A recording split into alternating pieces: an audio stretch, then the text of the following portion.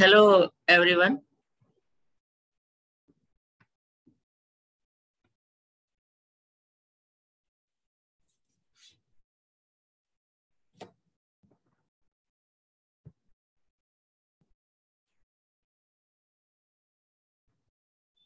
अब आप लोग ज्वाइन करेंगे तभी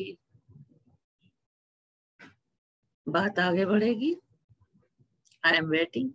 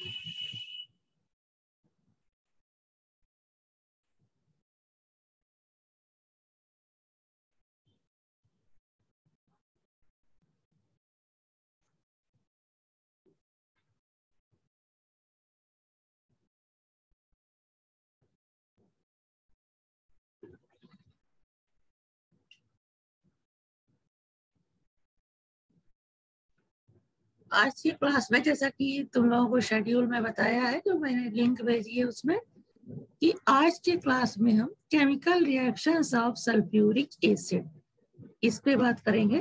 तो सल्फ्यूरिक एसिड क्योंकि खुद एक बहुत ही इंपॉर्टेंट एसिड है और उसका जो प्रेपरेशन दो बताया था, कांटेक्ट प्रोसेस से किस तरह से बनाते हैं, और जो दूसरी विधि है शीश कक्ष विधि, उससे बताया था। तो उन दोनों प्रोसेस को आप लोगों को अच्छे से तैयार करना है। उसमें से कांटेक्ट प्रेशर जो प्रोसेस है वो ज्यादा इम्पोर्टेंट है।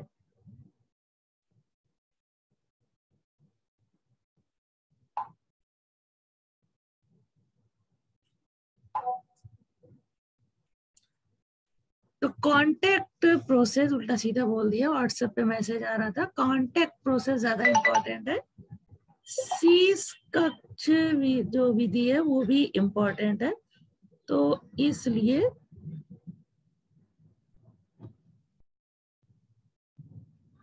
पढ़ना दोनों को ही जरूरी है। ओल्ड प्रोसेस है शीश का प्रोसेस जो है, और जो आजकल यूज होता है मोस्टली वो है कांटेक्ट प्रोसेस। लेकिन आज की क्लास में हम क्योंकि बनाने की विधि पढ़ा चुके हैं, फिजिकल जो उसकी प्रॉपर्टीज होती है वो भी बता चुके हैं, आज हम chemical reactions of sulphuric acid की बात करेंगे। इसके सारे रिएक्शन इंपॉर्टेंट है क्योंकि सल्फ्यूरिक एसिड एक इम्पॉर्टेंट एसिड है, कमर्शियली बहुत इम्पॉर्टेंट है, और जो लैब वगैरह में भी देखते हो सल्फ्यूरिक एसिड करीब करीब सारे टेस्ट में यूज होता है। तो उसके केमिकल रिएक्शंस क्या क्या है, आज इसके बारे में हम बात करेंगे। तो पी ब्लॉक के तत्व, इसमें है ये 16 ग्रुप एलिमेंट्स। पहला एलिमेंट था ऑक्सीजन, दूसरा सल्फर, तो ये सल्फर का कंपाउंड है। Chemical reactions of sulphuric acid आज के क्लास का टॉपिक है। तो रासायनिक गुण,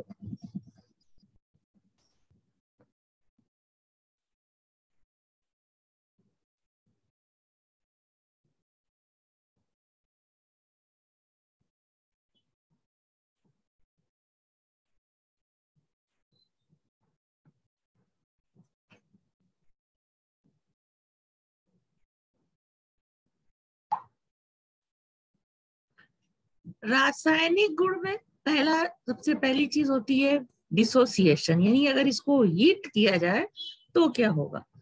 717 केल्विन तक अगर इसको उबाला जाएगा तो ये सल्फर ट्राई ऑक्साइड और वाटर में टूट जाता है। दूसरे, ये चूंकि एक अम्ल है तो इसकी एसिडिक प्रॉपर्टी क्या होती है, किस तरह से होती है।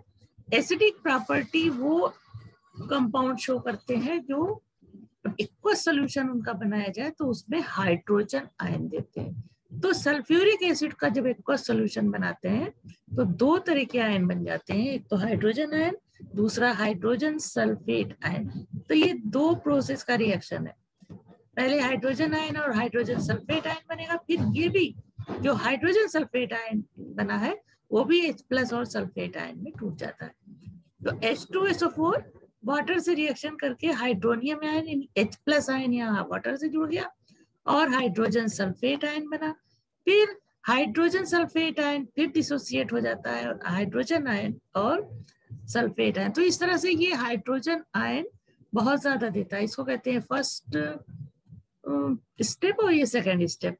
हाइड्रोजन आयन जो भी अम्ल ज्यादा देगा उसकी अम्लता, जो अम्लीय लक्षण है वो सबसे ज्यादा होगा। अब आयनीकरण के कारण विलयन में प्रोटॉन यानी हाइड्रोजन आयन व सल्फेट आयन की उपस्थिति से ये विद्युत का सुचालक होता है, क्योंकि एक धन आयन है और एक ऋण आयन है। आयनीकरण के कारण ये अम्ल प्रोटॉन की तरह सामान्य अभिक्रियाएं देता है। अब इसकी कुछ अम्लीय अभिक्रियाएं किस तरह से है, सूचकों पे क्या प्रभाव पड़ता है।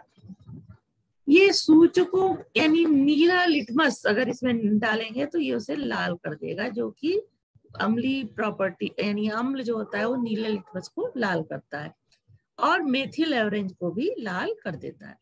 क्षारों से अभिक्रिया होगी, सल्फ्यूरिक एसिड ये क्षार है तो उससे साल्ट बनता है, अम्लीय साल्ट बनेगा या साधारण लवण। इस तरह का साल्ट जिसमें हाइड्रोजन प्रेजेंट होगा वो कहलाता है अम्लीय साल्ट, और वो साल्ट जिसे पूरी तरीके से अम्ल का जो H+ है वो रिमूव अलग हो जाता है, सल्फेट आयन और इधर सोडियम आयन जोड़ करके बनाता है लवण, ये कहलाता है साधारण लवण। और साथ में क्या बनता है, वाटर। तो अम्ल और क्षार की क्रिया से क्या बनता है, लवण बनता है और वाटर बनता है। इस क्रिया को उदासीनीकरण क्रिया भी कहते हैं।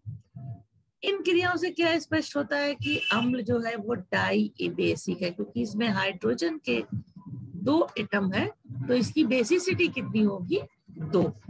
अब उसके बाद ये धातु कार्बोनेट से क्या रिएक्शन करता है, सल्फ्यूरिक एसिड सोडियम कार्बोनेट से रिएक्शन करके बनाता है सोडियम सल्फेट और साथ में वाटर बनता है। सोडियम बाई कार्बोनेट से इसका रिएक्शन होता है तो सोडियम बाई सल्फेट बनता है। इसी तरह क्षारीय मृदा तथा अन्य धातुओं के कार्बोनेट भी अपघटित होकर कार्बन डाइऑक्साइड देते हैं। कैसे, कैल्शियम कार्बोनेट का रिएक्शन सल्फ्यूरिक एसिड से हो रहा है यहाँ, तो कैल्शियम सल्फेट बनता है, यानी कैल्शियम और सल्फेट दोनों मिलकर के कैल्शियम सल्फेट बना रहे हैं और साथ में H2O और CO2। जिंक कार्बोनेट से रिएक्शन करता है तो जिंक सल्फेट बनता है। जिंक कार्बोनेट से रिएक्शन करता है सल्फ्यूरिक एसिड, तो यहाँ सल्फेट आयन कार्बोनेट को रिप्लेस कर देता है, CO2 बाहर निकलती है, H2O बनता है और साथ में ये जिंक सल्फेट बनता है। उसके बाद अगला रिएक्शन है सल्फाइडो से रिएक्शन। सल्फाइड कौन से होते हैं, जैसे कि सोडियम सल्फाइड सल्फ्यूरिक एसिड से रिएक्शन करेगा तो इसमें क्या होता है, मेन जो प्रोडक्ट होता है वो सल्फर डाइऑक्साइड इसमें मुक्त होती है और साथ में क्या क्या बनेगा, सोडियम सल्फाइड सोडियम सल्फेट से रिएक्शन सल्फ्यूरिक एसिड से रिएक्शन करके सोडियम सल्फेट में बदल जाता है और सल्फर डाइऑक्साइड निकलती, तो ओवरऑल रिएक्शन। इसी तरह जिंक सल्फाइड को ये जिंक सल्फेट में बदल देता है और साथ में सल्फर डाइऑक्साइड मुक्त होती है। Zinc sulphide dilute sulphuric acid से रिएक्शन हो रहा है तो जिंक सल्फेट बनता है, वाटर तो बनेगा ही, साथ में सल्फर डाइऑक्साइड बनती है। अब उसके बाद आ जाओ आगे की क्रिया पे आ जाते हैं। उसके बाद है विस्थापन अभिक्रिया। विस्थापन अभिक्रिया मीन्स सब्स्टिट्यूशन रिएक्शन यानी रिप्लेसमेंट रिएक्शन। अब सल्फ्यूरिक अम्ल अधिक वाष्पशील अम्लों को उनके लवणों से विस्थापित कर देता है। वाष्पशील वोलेटाइल यानी जो जल्दी वाष्पीकृत हो जाते हैं। एसिटिक एसिड का साल्ट है सोडियम एसीटेट, इससे सल्फ्यूरिक एसिड रिएक्शन करता है, गर्म करते हैं तो ये सोडियम को रिप्लेस कर देता है, H आ जाता है यहाँ, यानी एसिटिक एसिड बन जाएगा और साथ में सोडियम सल्फेट। उसी तरह सोडियम नाइट्रेट से रिएक्शन करता है सल्फ्यूरिक एसिड, तो ये इसको सोडियम सल्फेट में कन्वर्ट कर देता है और क्या बनता है, नाइट्रिक एसिड। इसी तरह ये कैल्शियम फ्लोराइड से रिएक्शन करता है सल्फ्यूरिक एसिड, तो कैल्शियम सल्फेट और साथ में फ्लोराइड जो है H से रिएक्शन करके हाइड्रोजन फ्लोराइड बनाता है। अब NaCl का रिएक्शन हो रहा है H2SO4 से, तो क्या बनेगा, सॉल्ट। NaCl यहाँ Cl रिप्लेस कर देता है SO4, सोडियम सल्फेट बना और HCl। अब सोडियम सल्फाइड से इसका रिएक्शन होता है गर्म करने पे, तीनों ही रिएक्शन गर्म करने पे होंगे, तो ये हाइड्रोजन सल्फाइड, सोडियम सल्फाइड से सल्फर निकल करके हाइड्रोजन सल्फाइड बनाता है और साथ में सोडियम सल्फेट। अब ये सोडियम बोरेट Na3BO3, इसका रिएक्शन डाइल्यूट सल्फ्यूरिक एसिड से हो रहा है। ये सारे रिएक्शन जो हो रहे हैं वे तनु सल्फ्यूरिक एसिड से हो रहे हैं। इससे रिएक्शन करके यहाँ बोरेट रिप्लेस हो जाता है, बोरेट इसके साथ रिएक्शन करके बनाता है H3BO3 यानी बोरिक एसिड और साथ में क्या बनता है, सल्फ्यूरिक एसिड। तो ये सारे बहुत ही सिंपल रिएक्शन है, एक बार देखते चलोगे और लिख करके याद करोगे तो बहुत जल्दी याद होंगे। ये है सोडियम फॉस्फेट, सल्फ्यूरिक एसिड से रिएक्शन होता है गर्म करने पर, तो ये सोडियम फॉस्फेट सोडियम सल्फेट में बदल जाता है और बनता है आर्थोफॉस्फोरिक अम्ल। सोडियम नाइट्राइड से रिएक्शन होता है तो ये सोडियम सल्फेट में बदल जाता है और ये बनता है नाइट्रस अम्ल। अब नाइट्रस अम्ल क्या होता है, अस्थायी होता है, तो ये अपघटित हो जाता है और क्या देता है, नाइट्रिक ऑक्साइड और नाइट्रोजन डाइऑक्साइड। उसके बाद आ जाते हैं ऑक्सीकारक गुण। सल्फ्यूरिक हम लोगों को मैम अभिक्रिया को मैम बराबर भी करना होता है ना। हाँ, किसी ने कुछ पूछा? यस मैम, मेरा कहना है कि मैम इसमें अभिक्रिया जो होती है मैम इसमें बराबर भी करना होता है मैम, जैसे दोनों साइड के मैम हाँ, जो तो ये सारी रिएक्शन जो रिएक्शन यहाँ लिखे हैं सारे बैलेंस हैं, जितना नाइट्रोजन यहाँ होगा उतना ही नाइट्रोजन इस एरो के बाद होगा। तो इसे यहाँ देखो 2 हाइड्रोजन है तो यहाँ भी 2 हाइड्रोजन H2O, और यहाँ नाइट्रोजन कितना है 2, तो यहाँ भी देखो 2 नाइट्रोजन है। ऑक्सीजन 2:2 4 है, तो 1 2 और ये 2 4 हाइड्रोजन है। तो दोनों साइड में जो बैलेंस रिएक्शन लिखा जाएगा, तो दोनों साइड में जितने एटम इधर होंगे किसी भी एलिमेंट के उतने ही इधर होंगे। तो ये सारे रिएक्शन जो हम दिखा रहे हैं ये सारे क्या है, बैलेंस है, बैलेंस रिएक्शन दिए हुए हैं कि जितने सोडियम एटम यहाँ होंगे, जैसे 6 सोडियम एटम इधर है, यहाँ भी देखो 6 सोडियम। फास्फोरस यहाँ पे 2 है, आगे 2 लगा हुआ है, तो यहाँ भी फास्फोरस 2 है। उसी हिसाब से बैलेंस किया जाता है देख करके कि कितना एटम किधर है, उतना ही एटम एरो के बाद जो प्रोडक्ट बन रहा है उसमें भी होना चाहिए। अब लिखने के लिए पहले ऐसे लिख सकते हो Na3PO4 प्लस H2SO4 और फिर Na2SO4 फिर H3PO4, लेकिन उसके बाद फिर देखना पड़ेगा कि ये कहाँ कौन से नंबर जोड़े तो दोनों साइड बैलेंस हो जाए। उसके बाद आ जाते हैं, ओके मैम, है ना, उसके बाद आ जाते हैं ऑक्सीडाइजिंग प्रॉपर्टी का। ऑक्सीडाइजिंग प्रॉपर्टी मींस प्रबल ऑक्सीकारक की तरह काम करता है। इसमें ये क्या करता है, अब खुद अपघटित होता है और नेसेंट हाइड्रोजन, नेसेंट ऑक्सीजन देता है। जब इस तरह से ऑक्सीजन या हाइड्रोजन लिखा जाता है तो इसको कहते हैं नेसेंट ऑक्सीजन, या हिंदी में कहते हैं नवजात ऑक्सीजन। और जो ये नवजात ऑक्सीजन होती है वो दूसरे पदार्थों को ऑक्सीकृत कर देती है। तो सल्फ्यूरिक अम्ल मध्यम प्रबलता का ऑक्सीकारक है, ये अपघटित होकर नवजात ऑक्सीजन देता है। सबसे ज्यादा ऑक्सीकारक फास्फोरिक एसिड होता है, फिर सल्फ्यूरिक एसिड और उसके बाद HNO3। अब रिएक्शन इसका कैसे होता है? सल्फ्यूरिक एसिड गर्म करेंगे तो वाटर और सल्फर ट्राई ऑक्साइड में टूटता है। अब ये सल्फर ट्राई ऑक्साइड अब घटित होकर के देती है नवजात ऑक्सीजन। अब ये नवजात ऑक्सीजन इस सल्फर डाइऑक्साइड से भी रिएक्शन करके इसको सल्फर में ऑक्सीकृत कर देता है, सल्फर में ऑक्सीकृत कर दे रहा है। तो सल्फर डाइऑक्साइड बनी, इससे फिर से ये रिएक्शन कर जाएगा और फिर ये सल्फर से ऑक्सीकृत करेगा और फिर से नवजात ऑक्सीजन, तो नवजात ऑक्सीजन का ज्यादा बन गई। अब ये नवजात ऑक्सीजन दूसरे पदार्थों को ऑक्सीकृत करती है। उसके बाद जो चूंकि सल्फ्यूरिक एसिड से स्टार्ट हुआ था तो हाइड्रोजन आयन भी यहाँ प्रोड्यूस होंगे, वाटर बना है, वाटर में हाइड्रोजन होगा, तो ये भी हाइड्रोजन नवजात जो वाटर मॉलिक्यूल है ये नवजात हाइड्रोजन देता है, जो कि इस सल्फर से रिएक्शन करके क्या बना लेता है, H2S।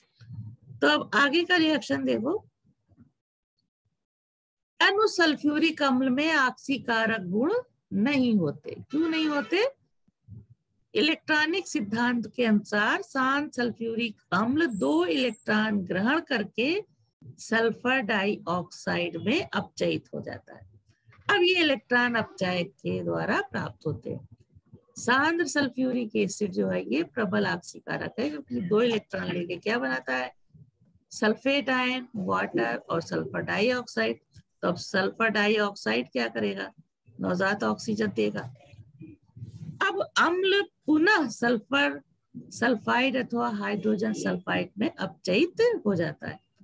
अब यहाँ पे जो हाइड्रोजन प्रोड्यूस हुआ था, आगे देखा था यहाँ पे जो मिला है तुम्हें सल्फ्यूरिक एसिड, उस हाइड्रोजन से वो हाइड्रोजन सल्फ्यूरिक एसिड के साथ रिएक्शन करता है और इलेक्ट्रॉन सल्फर और वो में कन्वर्ट हो जाता है। तो ये भी देख लो, सारे बैलेंस रिएक्शन है।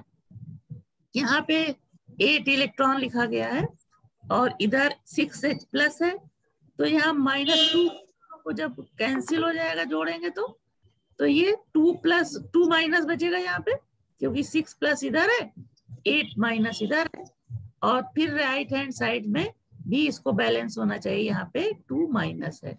हेलो हेलो जो लिखे जाते हैं तो उसको भी देखा जाता है कि कितने लिखे गए हैं, तो दोनों तरफ का खाली एटम ही बैलेंस नहीं होना चाहिए, बल्कि चार्ज भी दोनों तरफ के बैलेंस होने चाहिए।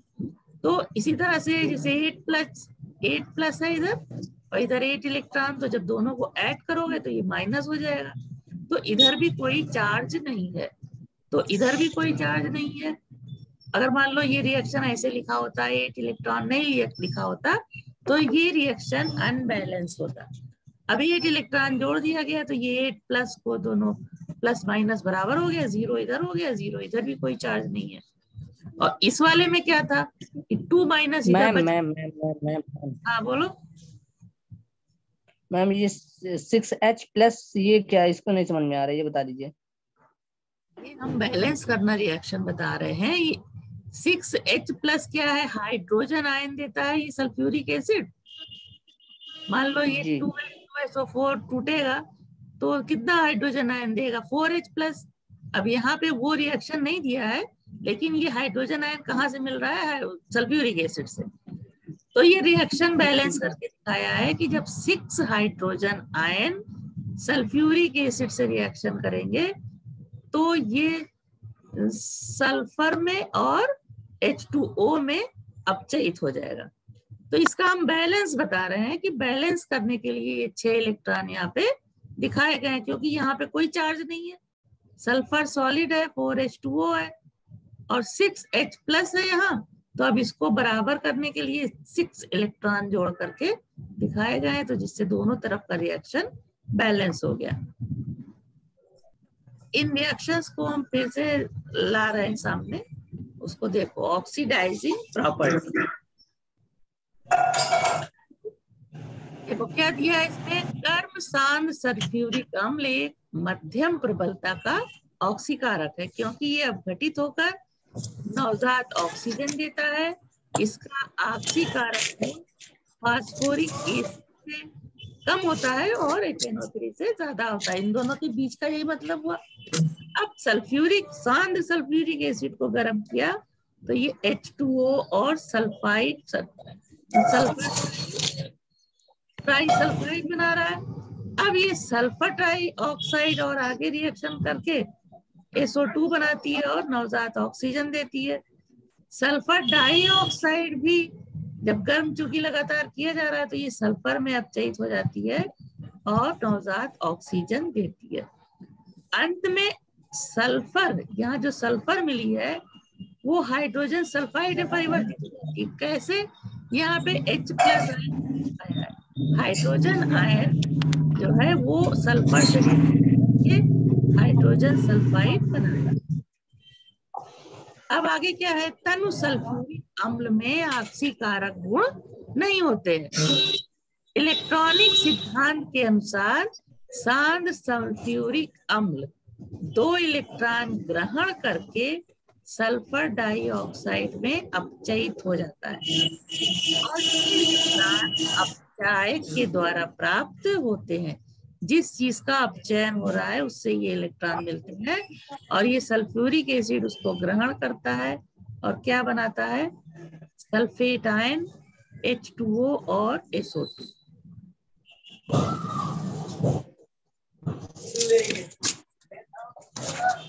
अब इसकी ऑक्सीकरण अभिक्रियाएं पढ़ोगे तब वो चीजें जो है क्लियर होंगी। धातुओं के साथ सल्फ्यूरिक अम्ल जो है ये ऑक्सीकरण अभिक्रियाएं करता है। जैसे कि सक्रिय धातु कौन सी होती हैं? जैसे कि क्षारीय मेटल है, क्षारीय मृदा धातुएं हैं, या जिंक है। तो ये जिंक, मैग्नीशियम क्षारीय मृदा धातु है, सल्फ्यूरिक एसिड से रिएक्शन करता है, मैग्नीशियम सल्फेट बनाता है और हाइड्रोजन मुक्त होती है। कोई कुछ पूछ रहा है? ये थोड़ा सा यस मैम,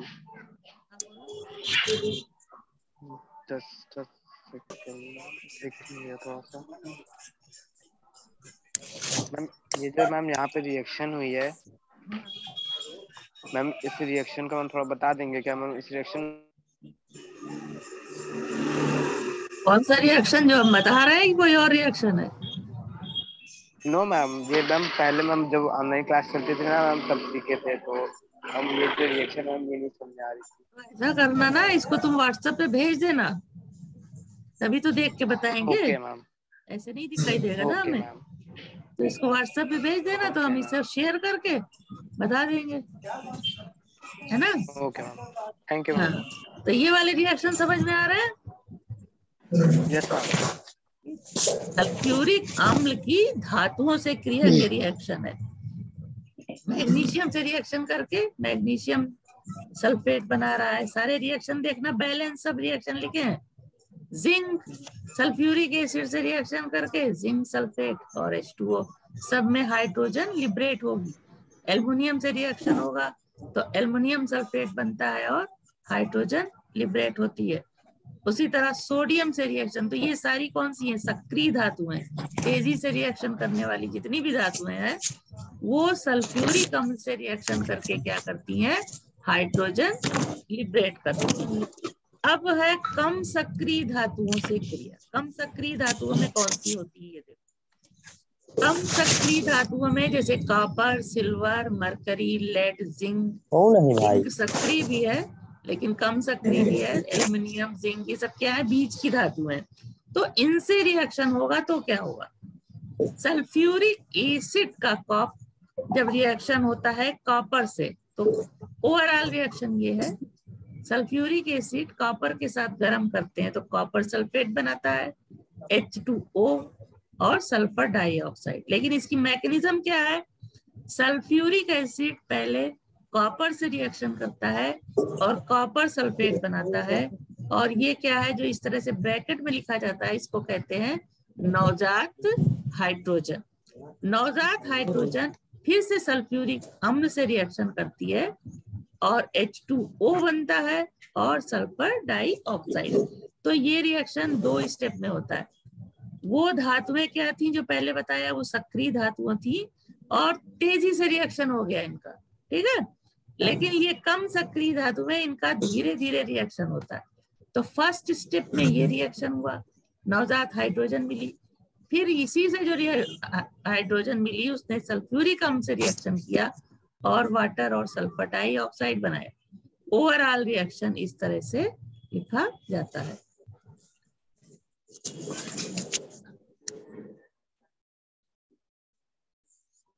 ये है गर्म और सांद्र सल्फ्यूरिक अम्ल कॉपर के साथ जब रिएक्शन करता है तो क्या होता है। इसके बाद इस तरह से रिएक्शन जो पूछा जाता है तो ऐसे ही पूछा जाता है कि गर्म और सांद्र से रिएक्शन होगा तो क्या बनेगा। यहाँ क्या है, गर्म और तनु सल्फ्यूरिक अम्ल वायु या ऑक्सीजन की उपस्थिति में अभिक्रिया करेगा तो क्या बनेगा। क्या हो रहा है यहाँ, गर्म और तनु सल्फ्यूरिक एसिड है, कॉपर से रिएक्शन कर रहा है, वायु लेंगे तो भी उसमें की ऑक्सीजन प्रेजेंट होगी, तो इन तीनों का रिएक्शन तो कॉपर सल्फेट बनता है और साथ में वाटर बनता है। इसी तरह सिल्वर से अभिक्रिया, सिल्वर को सांद्र सल्फ्यूरिक अम्ल के साथ गर्म करने पर ये सिल्वर सल्फेट में ऑक्सीकृत हो जाता है। अब ये रिएक्शन भी इंपॉर्टेंट है और 2 स्टेप में है। सिल्वर सल्फ्यूरिक एसिड से रिएक्शन कर रहा है तो सिल्वर सल्फेट वाटर और सल्फर डाइऑक्साइड बनता है। ये लाइन के ऊपर जो ये 2 दिया है ये क्या है, ये 2 स्टेप में रिएक्शन बता रहे हैं। सिल्वर का रिएक्शन सल्फ्यूरिक एसिड से हो रहा है तो पहले क्या बनता है, सिल्वर सल्फेट और नवजात हाइड्रोजन। अब ये नवजात हाइड्रोजन इस सल्फ्यूरिक एसिड से रिएक्शन करके क्या बनाती है, वाटर और सल्फर डाइऑक्साइड। तो इस पूरे को ये पूरा ओवरऑल रिएक्शन इस तरह से होगा। अब जिस तरह से सिल्वर से रिएक्शन हुआ उसी तरीके से मरकरी से रिएक्शन,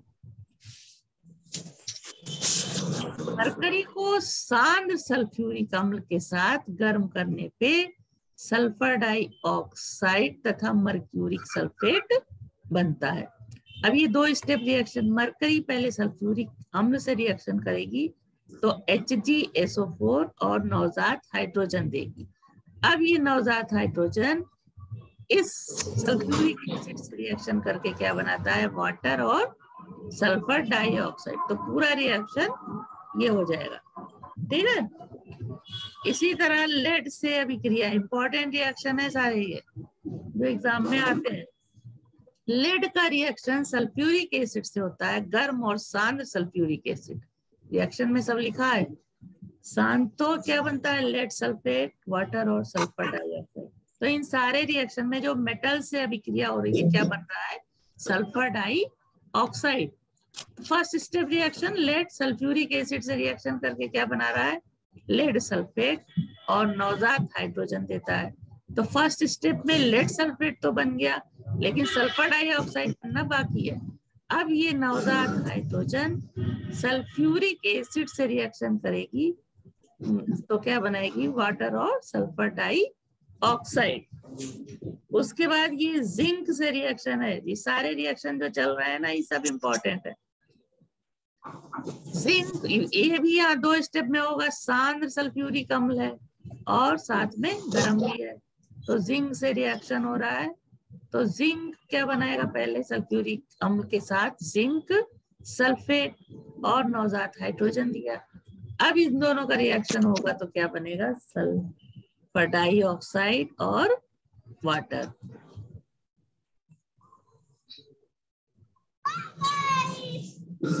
आयतन का फर्क अगर हो जाएगा, इसमें क्या था,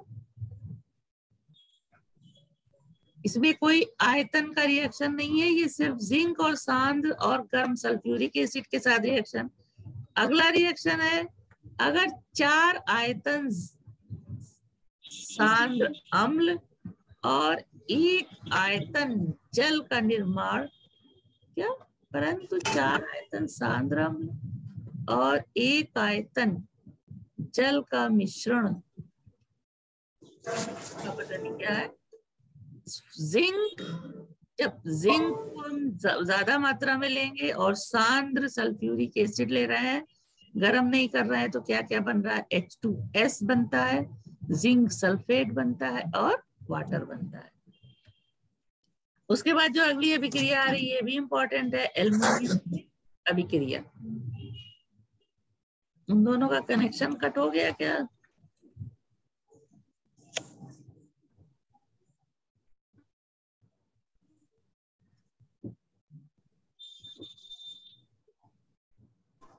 ये क्या हो गया?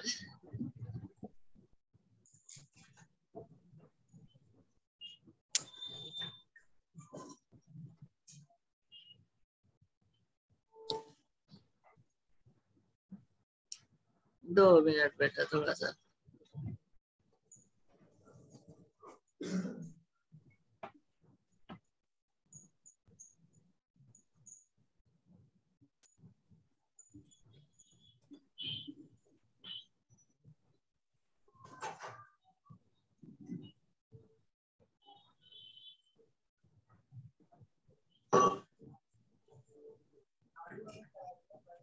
कहाँ थे हम लोग? जिंक से रिएक्शन पे ना।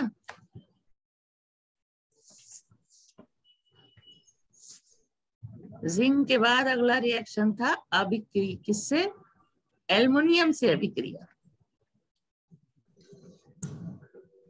अब यहाँ पे भी सांद्र सल्फ्यूरिक अम्ल के साथ एल्युमिनियम को गर्म करते हैं तो एल्युमिनियम सल्फेट, वाटर और सल्फर डाइऑक्साइड बनता है। रिएक्शन उसी तरह स्टेप में होगा। एल्युमिनियम सल्फ्यूरिक एसिड से रिएक्शन करके क्या बना रहा है? एल्युमिनियम सल्फेट और 6 नवजात हाइड्रोजन एटम रिलीज होते हैं, जो कि सल्फ्यूरिक एसिड से रिएक्शन करके सल्फर डाइऑक्साइड और वाटर बनाते हैं। अब ये रिएक्शन को बैलेंस करने के लिए यहाँ 3 से मल्टीप्लाई किया है, तो ओवरऑल रिएक्शन ये है, एल्युमिनियम सांद्र sulphuric acid, aluminium sulphate, water और सल्फर डाइऑक्साइड। उसके बाद ये भी इंपॉर्टेंट रिएक्शन है, टिन से अभिक्रिया। टिन क्या है? स्टेनस या स्टेनिक। टिन से अभिक्रिया होती है सांद्र सल्फ्यूरिक एसिड के साथ, इसको गर्म करते हैं तो स्टेनस सल्फाइड, स्टेनस सल्फेट बनता है। SnCSO4 ट्वाइस है, इसका मतलब ये क्या है? नहीं, स्टेनिक सल्फेट। Sn4 प्लस हो जाता है और ये SnSO4 2- है, तो दोनों ये जो है यहाँ पे फिर इसको 2 लिखा जाएगा और 4 हाइड्रोजन नेसेंट हाइड्रोजन मिलती है जो सल्फ्यूरिक। बाकी सेकेंड स्टेप का रिएक्शन देखो सब में सेम है, सिर्फ बैलेंस करने के लिए यहाँ पे मल्टीप्लाई जहां जितनी जरूरत होती है उससे करते हैं। बाकी सेकेंड स्टेप का रिएक्शन सेम है। फर्स्ट स्टेप में जो मेटल है वो सल्फेट बनाती है सल्फ्यूरिक एसिड के साथ। ओवरऑल रिएक्शन, सल्फ्यूरिक एसिड गर्म करने पे स्टेनिक सल्फेट बनता है और साथ में वाटर और सल्फर डाइऑक्साइड। उपधातु क्रिया। उपधातु क्या है? उपधातु जिसमें मेटल और नॉन मेटल दोनों की प्रॉपर्टी होती है। सबसे सिंपल एग्जांपल है इसका आर्सेनिक। आर्सेनिक और एंटीमनी। आर्सेनिक से रिएक्शन करके सल्फाइड बनाता है, arsenic sulphate, sulphide. Arsenic reacts with sulphuric acid तो बनता है आर्सेनिक सल्फेट। अब चूंकि आर्सेनिक की जो वैलेंसी है 3 होती है, यहाँ 3 है, सल्फेट की -2 है तो यहाँ -2 लिखा गया है। और 6 नवजात हाइड्रोजन मिल रही है क्योंकि यहाँ पे 6 हाइड्रोजन थी। अब ये हाइड्रोजन रिएक्शन करती है सल्फ्यूरिक एसिड से और सल्फर डाइऑक्साइड वाटर बनाती है और पूरा रिएक्शन क्या होता है? ये होता है। इसी तरह एंटीमनी भी उपधातु है, मेटलाइट्स है। सल्फ्यूरिक एसिड से गर्म और शांत सल्फ्यूरिक एसिड से अभिक्रिया करके एंटीमनी सल्फेट और वाटर और सल्फर डाइऑक्साइड बनाती है। तो पहले मेटल से किस तरह अभिक्रिया होती है? फिर मेटेलाइट से उपधातुओं से अभिक्रिया, और उसके बाद अब आधातु। आधातु कौन से तत्व होते हैं? जैसे आधातु वो तत्व होते हैं जैसे सल्फर डाइऑक्साइड आधातु है, क्लोरीन, ब्रोमीन, हाइड्रोजन, कार्बन, ये सब क्या है? आधातु है। तो इसमें सबसे जो इम्पोर्टेंट रिएक्शन, अच्छा रिएक्शन बल्कि कहेंगे, कार्बन से अभिक्रिया। तो सल्फ्यूरिक अम्ल अधातु तत्व को ऑक्सीकृत कर देता है और खुद क्या बनाता है? Sulphur dioxide. तो कार्बन से रिएक्शन हो रहा है, कार्बन प्लस H2SO4 दोनों को गर्म करते हैं तो कार्बन डाइऑक्साइड, सल्फर डाइऑक्साइड और वाटर बन रहा है। स्टेप में रिएक्शन किस तरह होगा? सल्फ्यूरिक एसिड कार्बन के साथ जब गर्म करते हैं तो पहले ये टूटता है सल्फर डाइऑक्साइड और साथ में वाटर मॉलिक्यूल और साथ में ये नवजात ऑक्सीजन देता है। अब ये नवजात ऑक्सीजन कार्बन से रिएक्शन करके कार्बन डाइऑक्साइड बनाता है। पूरा reaction carbon plus sulphuric acid, CO2, SO2 और H2O, सारे रिएक्शन बैलेंस है।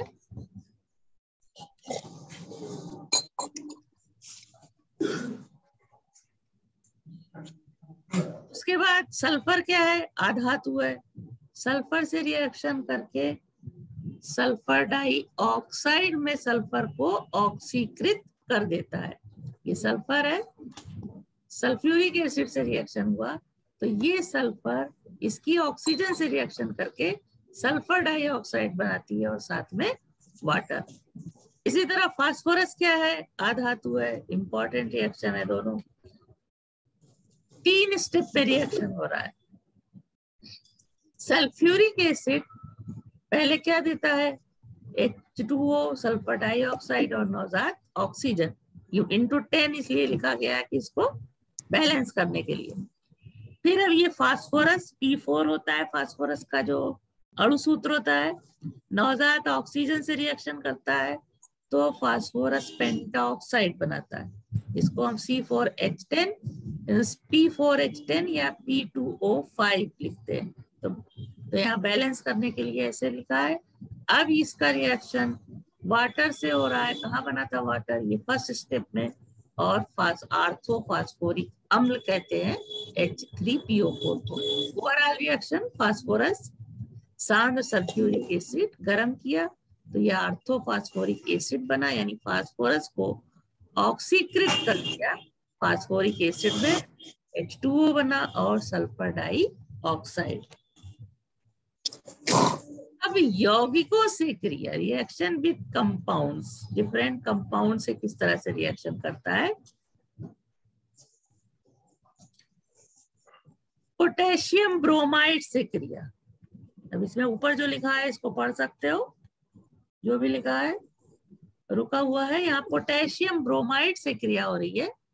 तो सबसे पहले पोटेशियम ब्रोमाइड सल्फ्यूरिक एसिड से रिएक्शन करता है। तो 2 स्टेप में ये रिएक्शन है।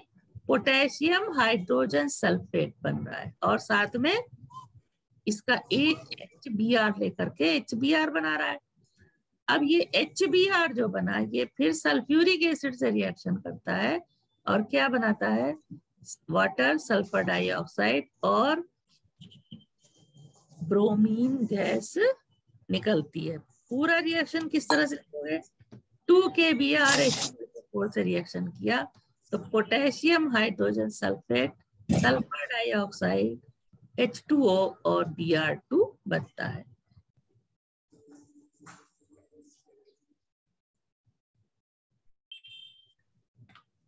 अब पोटेशियम आयोडाइड से क्रिया कराएंगे तो बैंगनी रंग की आयोडीन वाष्प निकलेगी और जो संघनित होकर आयोडीन के कण देती है। अभी मैं इस लाइन को भी नोट करो कि इस अभिक्रिया में सल्फ्यूरिक अम्ल के अपचयन पदार्थ साल सल्फ्यूरिक अम्ल व आयोडाइड के प्रारंभिक सांद्रण पर निर्भर करता है। बहरहाल तो क्षारीय धातु आयोडाइड, क्षारीय धातु आयोडाइड है ये पोटेशियम आयोडाइड। सल्फ्यूरिक एसिड के साथ रिएक्शन होता है तो पहले सल्फेट बनेगा, साथ में वाटर बना, ब्रेक होती है, आयोडीन निकल जाती है और साथ में सल्फर डाइऑक्साइड बनता है।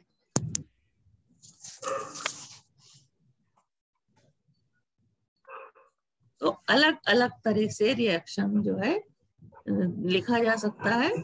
दूसरी तरह से sulphuric acid 6Ki, potassium sulphate 4H2O, यहाँ पे 3I2 और S मिल रहा है। तीसरी तरह से रिएक्शन जब यहाँ क्या है, जैसे जैसे हम Ki की मात्रा बढ़ाते जाएंगे, यहाँ इन प्रोडक्ट्स में डिफरेंस हो जा रहा है। जब हम थोड़ी मात्रा ले रहे हैं पोटेशियम आयोडाइड की, तो पोटेशियम सल्फेट और वाटर बन रहा है और आयोडीन मिल रही है और सल्फर, साथ में सल्फर डाइऑक्साइड। अब पोटेशियम आयोडाइड भी बढ़ा दिया, सल्फ्यूरिक एसिड की भी मात्रा ज्यादा है, तो बाकी प्रोडक्ट वही बन रहे हैं। यहाँ पे सल्फर डाइऑक्साइड की जगह सल्फर बन रहा है। अब तीसरी स्थिति में हमने और बढ़ाया तो पोटेशियम सल्फेट, वाटर, आयोडीन तो मिल ही रहा है, साथ में तीसरा प्रोडक्ट जो है वो क्या है, hydrogen sulphide. Hydrogen sulphide sulphuric अम्ल के द्वारा सल्फर में ऑक्सीकृत हो जाती है। रिएक्शन सामने है। सल्फ्यूरिक एसिड H2S, ये हाइड्रोजन सल्फाइड है, गर्म करते हैं तो H2O और खुद ये इसका सल्फर SO2 में कन्वर्ट हो जाता है और ये सल्फर सल्फर में।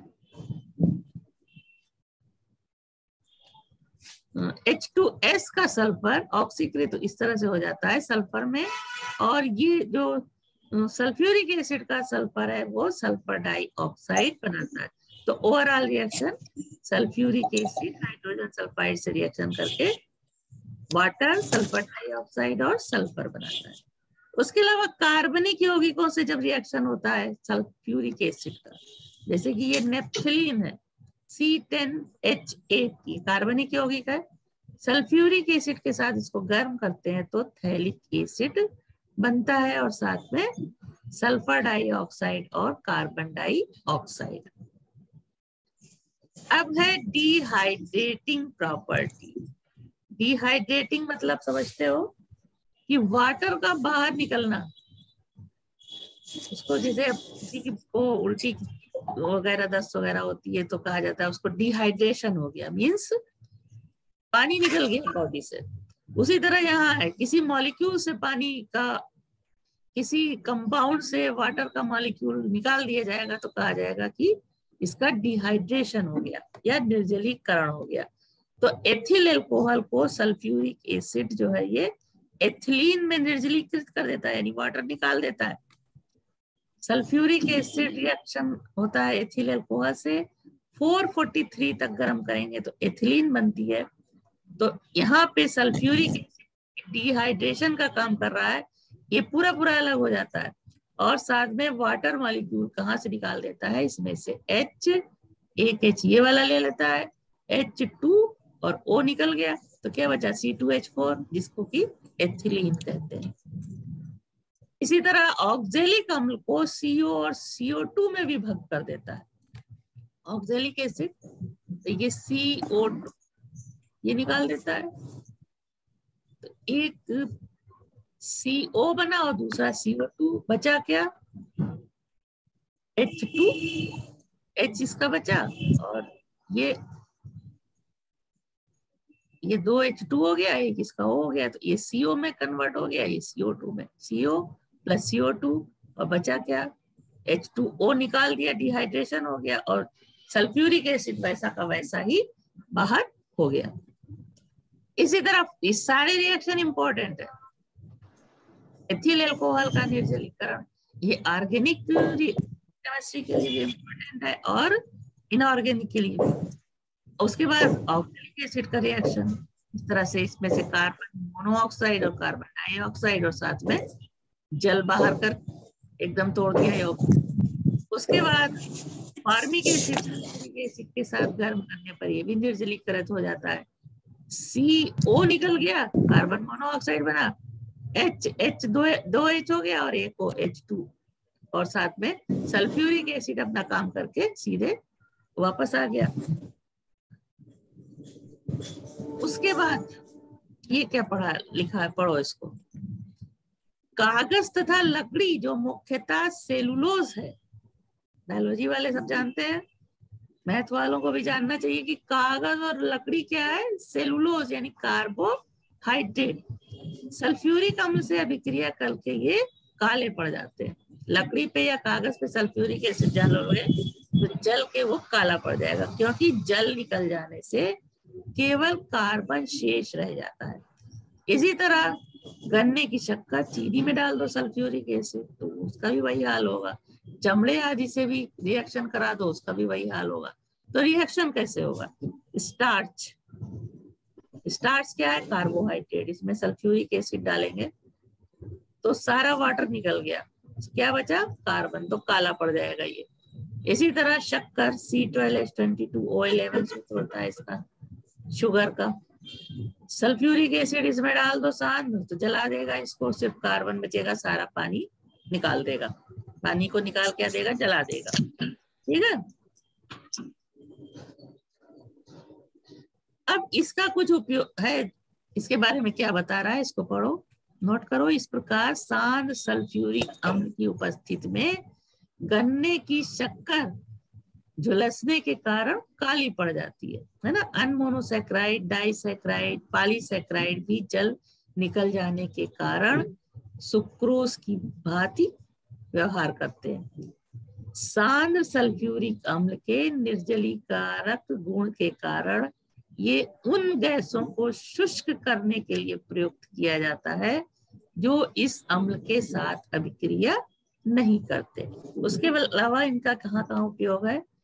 इस निर्जलीकारक के रूप में तो ये यूज होता ही है। निर्जलीकारक के रूप में स्त्रीकरण, नाइट्रीकरण तथा विस्फोटक उद्योगों में भी इसका सल्फ्यूरिक अम्ल का उपयोग होता है। अब कुछ और अन्य रिएक्शन है, जैसे कि कार्बन डाइसल्फाइड से रिएक्शन, कार्बन ट्राइसल्फाइड से जब इसका रिएक्शन कराएंगे, जैसे कि बनाने की विधि में देखा था कि कार्बन ट्राइसल्फाइड सल्फ्यूरिक एसिड को अवशोषित करके पायरोसल्फ्यूरिक अम्ल यानी सधूम्र सल्फ्यूरिक एसिड बनाती है, और फिर बाद में इसको डाइल्यूट करके फिर से सल्फ्यूरिक एसिड बना लेते हैं। बनाने की विधि में देखा था। उसके अलावा अन्य लवणों से क्या क्रिया होती है? जैसे सल्फ्यूरिक एसिड जिंक सल्फाइड के साथ गर्म किया जाएगा तो जिंक सल्फेट और हाइड्रोजन सल्फाइड बनता है। कॉपर नाइट्रेट के साथ इसको गर्म करेंगे तो कॉपर सल्फेट और नाइट्रिक एसिड बनेगा। फास्फोरस पेंटाक्लोराइड के साथ गर्म करोगे तो क्या बनेगा? इंपॉर्टेंट रिएक्शन है ये। सल्फ्यूरिक एसिड को फास्फोरस पेंटाक्लोराइड के साथ गर्म करेंगे तो ये क्लोरोसल्फोनिक एसिड बनता है। SO3H जो है ये सल्फोनिक ग्रुप है और Cl जुड़ गया तो क्लोरोसल्फोनिक अम्ल, साथ में बनता है फास्फोरिल क्लोराइड और HCl। अब इस क्लोरोसल्फोनिक अम्ल की फिर से रिएक्शन हो जाएगा, क्योंकि रिएक्शन जिस पाथ में करा रहे हैं उसमें तो मौजूद है ये। तो पहले स्टेप में ये प्रोडक्ट बना, फिर ये फिर इससे रिएक्शन करेगा और क्या बनाएगा? सल्फ्यूरिल क्लोराइड, और साथ में बाकी बाई प्रोडक्ट वही होंगे, फास्फोरिल क्लोराइड और HCl। तो ये इंपॉर्टेंट रिएक्शन है फास्फोरस पेंटाक्लोराइड से रिएक्शन, इसको नोट करो। और कंप्लीट रिएक्शन, ये तो स्टेप पे बताया किस तरह से, पहले क्लोरोसल्फोनिक अम्ल बनेगा फिर सल्फ्यूरिल क्लोराइड, और कंप्लीट रिएक्शन इस तरह से लिख सकते हो, सल्फ्यूरिक एसिड PCl5 गर्म किया तो सल्फ्यूरिल क्लोराइड बनेगा। तब इसमें यहाँ ये नहीं दिखाई देगा, जबकि एक्चुअल में जो रिएक्शन हो रहा है तो पहले ये क्लोरोसल्फोनिक अम्ल बनता है, उसके बाद सल्फ्यूरिल क्लोराइड बनता है। अब पोटेशियम फेरोसाइनाइड से अभिक्रिया, पोटेशियम फेरोसाइनाइड ये है कॉम्प्लेक्स कंपाउंड, जलीय विलयन लेंगे, सल्फ्यूरिक एसिड का जलीय विलयन वाटर होगा ही, गर्म करने पे ये इसको तोड़ देता है, क्या क्या बन जाता है? सिंपल कंपाउंड में बदल देता है। पोटेशियम सल्फेट, फेरस सल्फेट को भी तोड़ दिया, और सोडियम अमोनियम सल्फेट, साथ में कार्बन मोनोऑक्साइड। तो ये भी इंपॉर्टेंट रिएक्शन है कि कॉम्प्लेक्स कंपाउंड से रिएक्शन करके ये इस कॉम्प्लेक्स को पूरा छिन्न भिन्न कर दिया, कॉपर पोटेशियम सल्फेट बना दिया, फेरस सल्फेट अमोनियम सल्फेट और साथ में कार्बन मोनोऑक्साइड बनाया।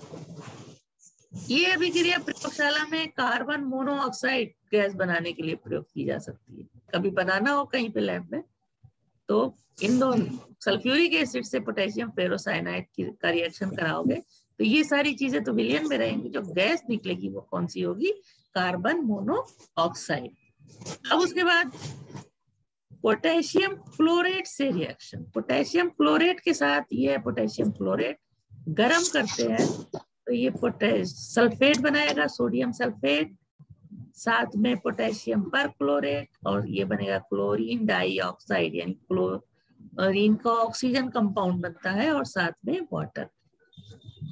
उसके बाद है नाइट्रोजन ऑक्साइड से क्रिया, नाइट्रोजन नाइट्रिक ऑक्साइड और नाइट्रोजन के जब एयर में रिएक्शन कराओगे इससे तो दोनों ही ऑक्साइड होंगी, या इन दोनों का मिश्रण ले लिया सल्फ्यूरिक एसिड से कराते हैं तो ये बनता है नाइट्रोसो सल्फ्यूरिक अम्ल। अब बेंजीन का से रिएक्शन, सल्फोनीकरण, बेंजीन से रिएक्शन या ऑर्गेनिक कंपाउंड से रिएक्शन करता है। ये टेम्परेचर 360 to 373 केल्विन होना चाहिए तो बेंजीन सल्फोनिक एसिड बनता है। फास्फोरस पेंटाक्लोराइड से रिएक्शन, फास्फोरस पेंटाक्लोराइड से रिएक्शन तो सल्फर ट्राइऑक्साइड बन रहा है और ये HPO3, ये क्या होता है? मेटा फास्फोरिक अम्ल। उसके बाद है आग सल्फेटों से reaction, barium chloride, potassium nitrate, ये क्या है? आग घुलनशील साल्ट होते हैं, इनसे सल्फ्यूरिक एसिड रिएक्शन करता है तो इसको बेरियम सल्फेट में बदल देता है और साथ में HCl बनता है। लेड नाइट्रेट से रिएक्शन किया तो लेड सल्फेट यानी सल्फेट लेड से रिएक्शन करके लेड सल्फेट बनाता है और नाइट्रिक एसिड बनता है। ये अभिक्रिया बेरियम आयन, लेड आयन तथा सल्फेट के भारात्मक विश्लेषण में प्रयोग की जाती है। जब परसेंटेज निकालने का देखा था तो इस अभिक्रिया का प्रयोग करते थे। बेरियम सल्फेट बनता था, उसको तौल लेते थे तो उससे सल्फर की प्रतिशत मात्रा निकाली जाती थी। तो ये एक सारे केमिकल रिएक्शन थे सल्फ्यूरिक एसिड के जो आज तुम लोगों ने देखे। अब ये क्या है? सल्फ्यूरिक अम्ल की उपयोगिता, कहाँ कहाँ इसका यूज होता है। जाहिर सी बात है बहुत से रिएक्शन में हाइड्रोक्लोरिक अम्ल बन रहा था, बहुत में नाइट्रिक अम्ल, फास्फोरस भी बना, फास्फोरिक अम्ल, तो इन सब के बनाने में इसका उपयोग होता है। प्रयोगशाला में तो देखा ही है तुम लोगों ने होता है।